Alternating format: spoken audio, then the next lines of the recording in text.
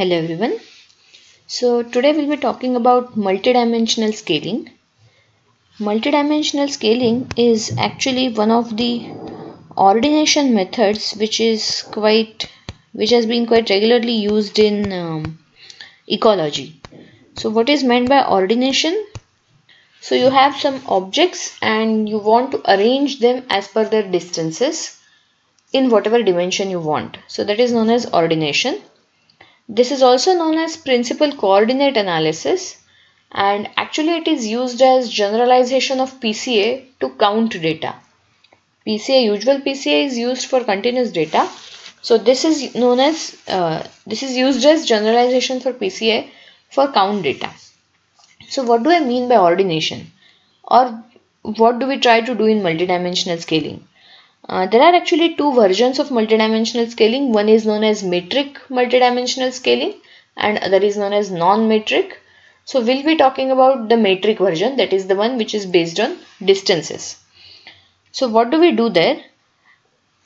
Again, most of the multivariate techniques are actually meant to simplify visualization of the data.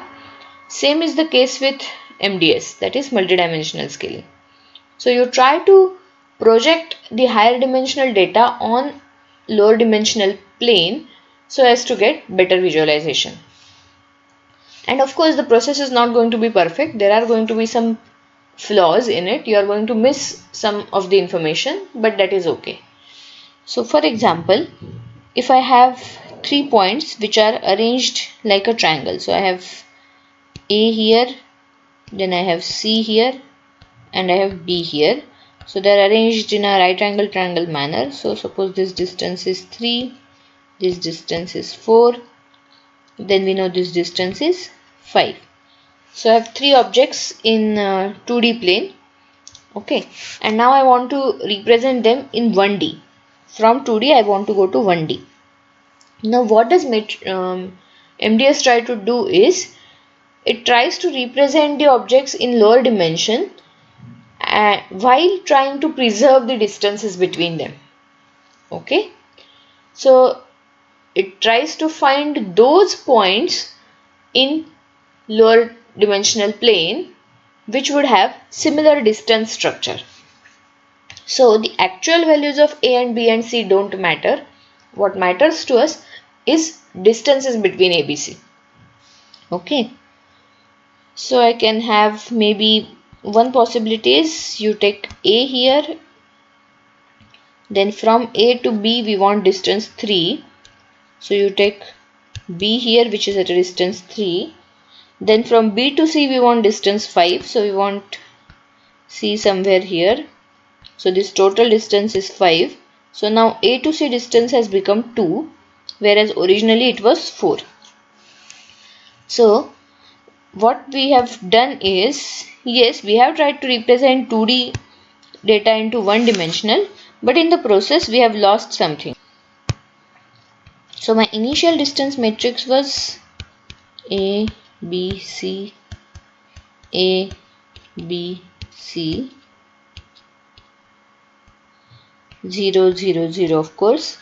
Distance between AB is 3, AC is 4 and BC is 5. This is my initial distance matrix. So from this representation, whereas now this lower dimensional representation, the distance matrix is 0, 0, 0, 3, 5 but 2. So we are approximating this distance matrix. We are approximating this original distance matrix via this distance matrix. Okay. So in that sense, we have done some approximation to get a lower dimensional representation. Okay. So this is exactly what MDS tries to do. What we are trying to do is approximate p-dimensional data.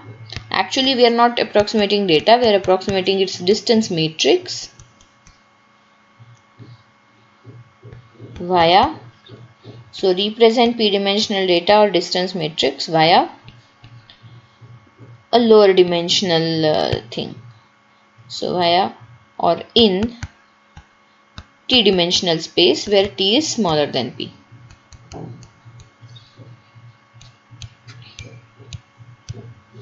t is smaller than p. Okay. Exact representation may not be possible, and hence we have to go to approximation. So let me now write down the algorithm for MDS. How do you achieve that? Means here if you have only 2 or 3 points in bivariate, fine, you can try all possible representations and select the best one. Again, you need to define what is meant by best one, but we write general algorithm. So first we have to fix t. So we have to fix the dimension in which we want to do all this stuff, and let O1, O2, On belong to Rp. Okay, so this is my original data, O1, O2, On. Then we need distance matrix from O1, O2, On so that we can actually approximate it by another distance matrix. So construct distance matrix from these n objects,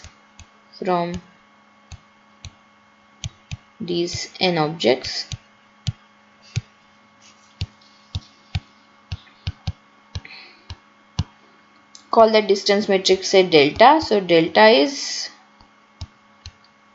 delta ij. Okay, distance delta ij denote distances between ith and jth observation. So your I and j both are going from 1 to up to n. Okay, now this delta matrix we want to represent via another distance matrix which is in low dimension. So initially what we would do is we would start with some arbitrary representation. So choose a random configuration of n objects in the smaller space. So choose a random configuration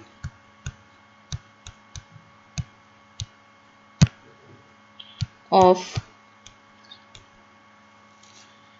n objects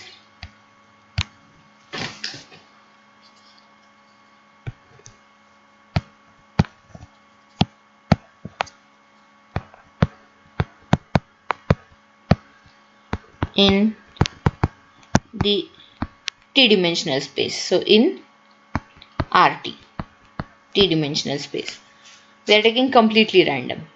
Okay, so basically what do I mean by this? We are choosing random representation for each OI in RT.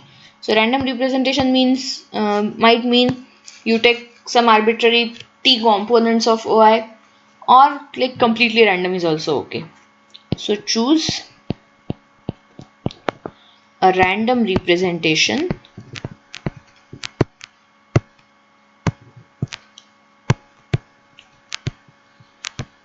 for each OI.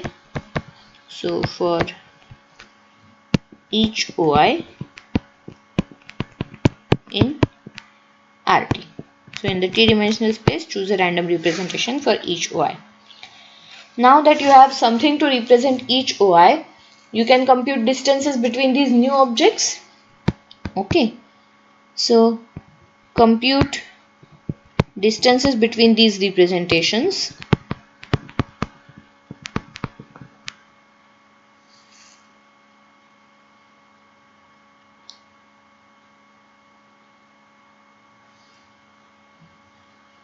Compute distances between these representations, and that becomes your new distance matrix. Okay, so let me denote it by D, which is say Dij. Okay, so Dij are distances between projections or representations of ith and jth observations. Okay, now what we were trying to do is we were trying to actually approximate delta ij by this Dij, correct? So now we'll try to find relationship between them. So model these t-dimensional distances model these t-dimensional distances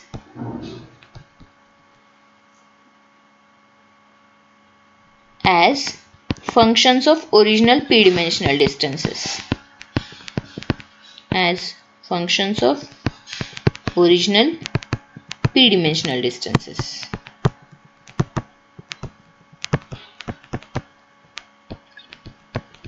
Okay, so what do I mean by that? We write, so dij is to be represented as some function, let us say linear regression. So beta naught plus beta 1 delta ij plus of course the error terms epsilon ij. Okay, so this is just an example linear regression. You can take polynomial regression or you can take monotone regression, which is something which tries to preserve ranks, etc. Okay, so preserving ranks would be useful here.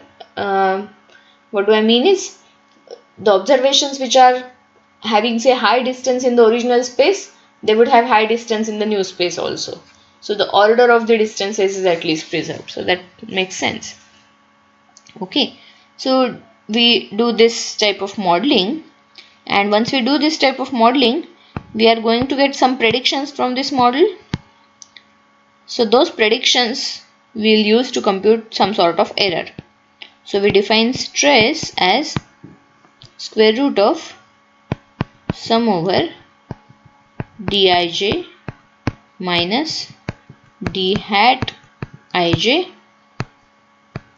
whole square divided by sum of d hat ij square. This complete thing is inside the square root, hence we have square in the denominator. So it's something like, oi minus ei whole square upon ei, something of that sort. And why we are having the benefit of having things in the denominator is effect of units is gone. Okay, so this is stress, and you can see this is kind of error, actual minus fitted. And so of course low stress would mean good configuration. So low stress would be equivalent to good configuration. So we can keep repeating these steps, means we can keep trying different random algorithms till we get better and better stress. Okay, so keep repeating steps, I think 3 to 6. Yes, keep repeating steps 3 to 6 till the stress is reduced sufficiently. Till the stress is sufficiently reduced. Okay, so this is MDS, multidimensional scaling. So you try to represent higher dimensional data into lower dimensional data. Your major aim is to preserve distances. Okay, so you don't worry that much about the actual values, you worry more about the distances. So actually this MDS has applications in self-organizing maps. So that's why I talked about MDS first. In the next lecture we'll talk about self-organizing maps. Thank you.